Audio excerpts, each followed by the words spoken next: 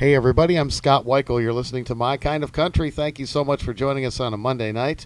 My guest comes to me via Judy Bailey, and every time Judy tells me about an artist and says you got to get him on your show, I listen because Judy's one of my very favorite singers, and she is country. There's no doubt about that. And she told me about this lady that I'm going to talk with tonight, and she's absolutely right. It's a pleasure to welcome Valierie Hawkins to My Kind of Country. Valierie, how are you tonight?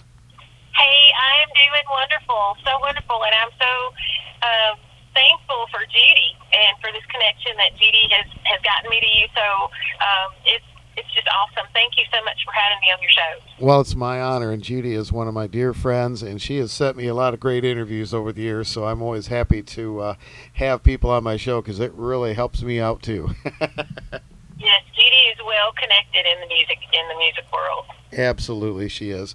And you recorded one of her songs that she wrote recently. We're going to play tonight. It's a beautiful gospel song called My God Can. Tell me a little bit about that one. Yes, yes. So it's a rewrite. Actually, Judy and I are co-writers as well as there's another co-writer on it as well. His name is Kenny Royster. And the song is titled My God Can. And we just wanted to write a song. We both, got some years behind us and have seen many experiences where God has truly brought us through many, many things. And this song, I put the scripture along with it that what's impossible with man is possible with God. So we wanted to write a song that just gave him glory. And it was a pretty quick write. We wrote it actually, I think, fairly quickly. Sometimes we'll start writing a song and then we come to, just nothing is there, crickets, as I say. But this one we wrote fairly quickly, I think, and it's straight from our hearts, and it's just an honest song that I think most people can relate to. And I talk to a lot of songwriters, and most of them will always tell me that the really good songs come fast. Well, I don't know about that, but I know this one did, and I think it's truly a great song, and it's right down my lane. Especially, I'm a traditional country artist and songwriter, and this is just, I'm telling you, Judy, she heard it. She was like, "This is a hit. This is going to be a hit," and it is with me anyway. And actually, last night I live right outside Nashville, probably about 40 miles right outside Nashville. For the first time, I played this song out at a writer's round with a couple of other writers, and we had very good feedback from it. And I guess the best part of that is that there was a gentleman in the audience that was going through cancer, and he was going to have a scan today, and his wife came up and mentioned how the song touched him, and it opened the door for me to be able to pray with him. So it was great. That's what completely made the night. Oh, that's wonderful. I love hearing stuff like that. That's so great. Well, Valierie, tell me a little bit about your career and how you got into country music, and just tell me about some things that you've done. Okay. So I'm native to Tennessee, and I grew up singing in church with my mama and my two sisters, and that really laid the foundation for me, my love for music. And when I was trying to think, early on in my career, I had gotten connected with, so the story, I don't know how much time we have here, but my mom cleaned the home of the lady who was the fan club president for Randy Travis. So where I live, the area that I live in right outside Nashville, so Don Williams was here, Mel Tillis was here, Randy Travis, Tanya Tucker at one time lived here. There were all kinds of country art. It was just the strong country influences were around me. But my mom, back to that story, so I had made this little cassette tape of some songs that Max Barnes had written. Max T. Barnes. His father, Max D. Barnes, was a local songwriter too. But at one time, Max managed me, and he had written some songs. We went in and cut them. So in the days of cassettes, my mom was so proud to have this little cassette, and she was playing it through the home of this lady. And my nickname is Cookie. So she came through and she said, "Who is that?" And she said, "That's my daughter. That's Cookie." And she said, "No way." So she took this cassette to managed and was married to Randy Travis. And I entered a management agreement with her to help me along the way. So she took me to his label, which was Warner Brothers, and I did an artist development there. So artist development agreement with Warner Brothers.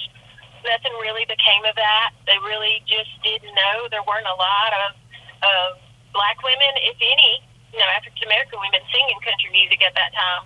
And I was told they weren't quite sure what to do with, a black artist, a black country artist. Mm-hmm. So I kind of got labeled as a demo singer. And later in life, I became connected and affiliated with a showcase of black country artists, and that Frankie Staten and Cleve Francis, if you know either of those artists, had started, and I toured, and I did a tour with these other artists that look like me, that just love country music, and that was the start of things. Wow. For me.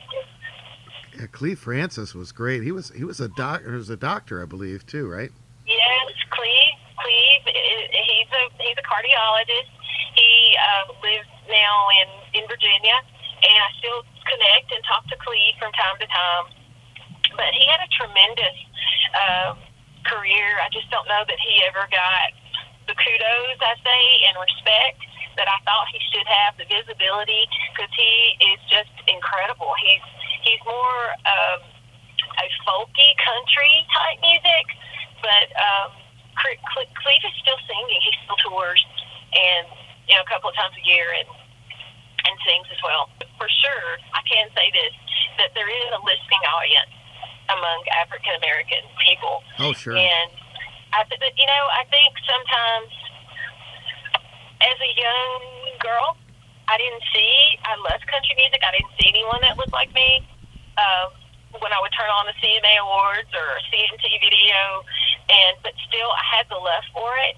And even at Fanfare, when the first year that I was an artist at Fanfare, there were so many people that came along that were welcoming, that said, where have you been? And what are you doing? And I was honored that in 2023, CMA, I was invited in to be a part of a 50-year anniversary documentary that's currently on Hulu.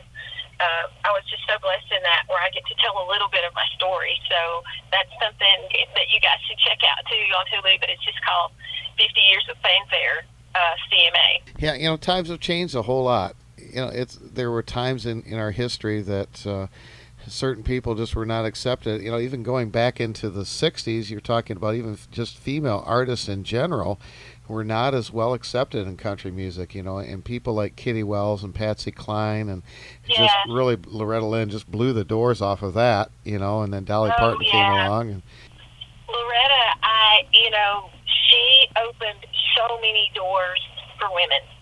And, she's one of my heroes, because I talk about Loretta. Her farm, the Dude Ranch, is about an hour away from me, and I sang down there at her farm during one of the trail rides, and she is the only female that I know of that owned like the entire zip code, like where she lives. Yeah. So Hurricane Mills, where she lived at, and but she came out with some songs. She was saying things that other women were not saying at that time. She was pretty bold and strong lyrically, and I'm thankful for her. I'm thankful for the doors that she opened for us and paved the way for us as well. That's for sure.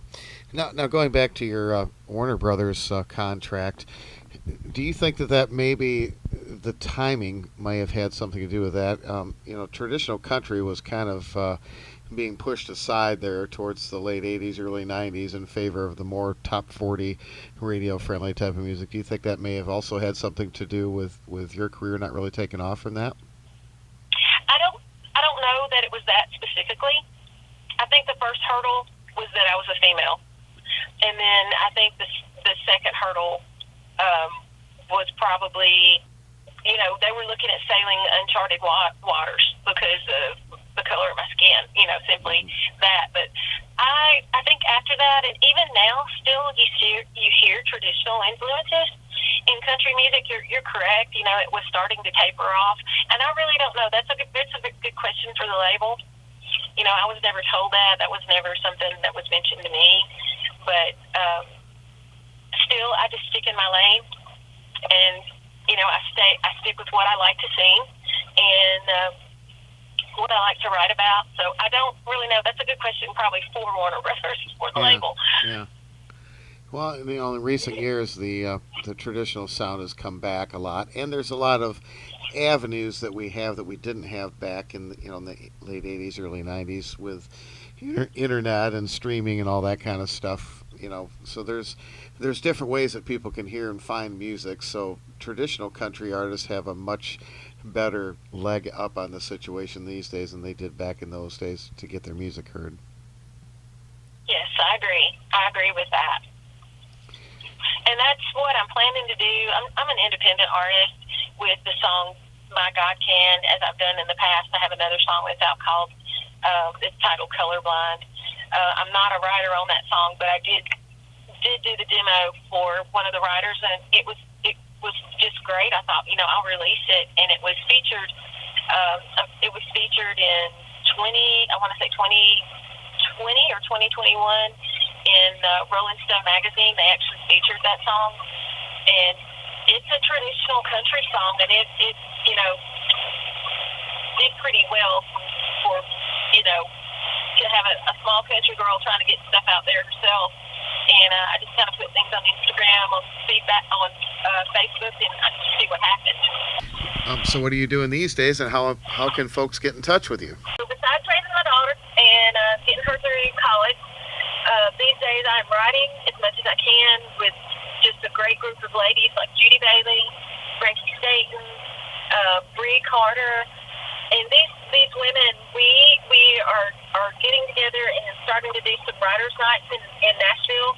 And you know, there are places in Nashville like the Commodore, the Vanderbilt Commodore Lounge with Debbie Champion that want country music. They want to hear traditional country music songs. So that's what we're writing, and we're really turning that out. And you know, I say to Music Grow that we're here. You know, traditional country music artists are here, and there's an audience for that. But to find my music, you can find me on Valierie.com, and the spelling of my name is VALIERIE.com. You can also look me up on Instagram as Valierie Ellis Hawkins. Valierie, I hope you'll come back and visit us anytime. We'd love to have you, and keep me posted. Absolutely. Well, thank you so much for taking time to be on the show, Valierie. It was a pleasure talking with you. Okay, thank you, Scott. Thank you so much.